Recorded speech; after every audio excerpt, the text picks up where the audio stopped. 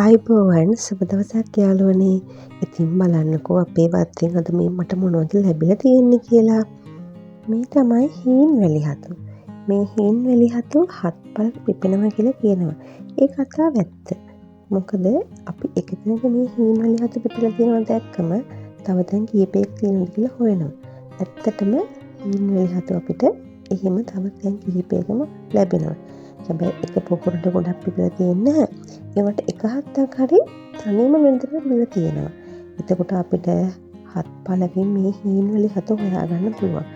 අද ඉතින් මම මේ හීන් වැලි හතු ටික පරිස්සමට කඩාගෙන හීන් වැලි හතු වල මුල් වල තියෙන පස් හෝ වැලි ටික අපි පරිස්සමට කඩලා අයින් කරගන්න ඕනේ.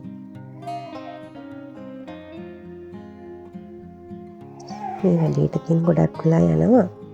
ඒ වුණාට ඉතින් කම්මැලිකම නැතුව මේ ටික සුද්ධ කරගන්න ඕනේ. නැත්නම් අපිට වැලිත් එක තමයි කැමට ගන්න වෙන්නේ. මේ තියෙන්නේ මම සුද්ධ කරගත්ත හීන් වැලි හතු ටික. ඊට පස්සේ ටික හොඳට සෝද ගන්න ඕනේ. කීප පාරක්ම වැලි ටික අයින් වෙනකම්ම හොඳට සෝද ගන්න ඕනේ. වැඩි පොඩි කරගන්නත් එපා. ඊට පස්සේ මම ඒ ටිකට මට උණු වතුර ටිකක් දාලා පොඩ්ඩක් තැම්බෙන්න තියලා තියෙනවා. විනාඩි 10ක් විතර තැඹුණාට පස්සේ මම ඒ හතු ටික හොඳට මිරිකලා වතුර ටික ඉවත් කරලා ගන්නවා.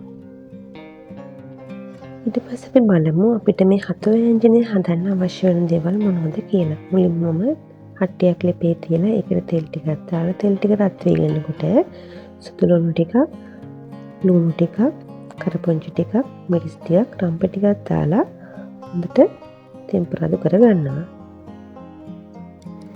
ඊට පස්සේ ඒ ටික තෙම්පරාදු වෙනකොට කහ ස්වල්පයක් දාලා එකක් කවලම් කරගන්නවා. මිරිස් කුඩු ටිකක්, මස් කඩ 3-5ට ඒකුත් දානවා. ඔයාලට අවශ්‍ය නම් මස් කඩ 3-5 වැඩි කරගන්න පුළුවන්.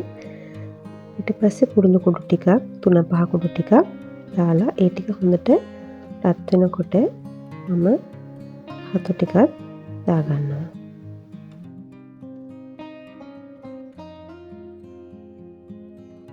තුන පහට එකතු වෙන විදියට ඊට පස්සේ එකත් තෙලෙම පොඩ්ඩක් බෙදෙන්න දෙනවා.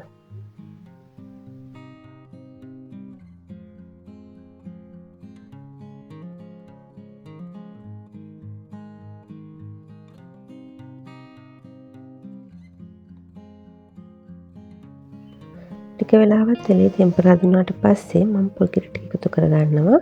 මම මිටි කිරි තමයි ගත්තේ. ඊට පස්සේ මම මිටි කිරි ටිකත් එකතු කරලා ඒක හොඳට නටන්න තියෙනවා.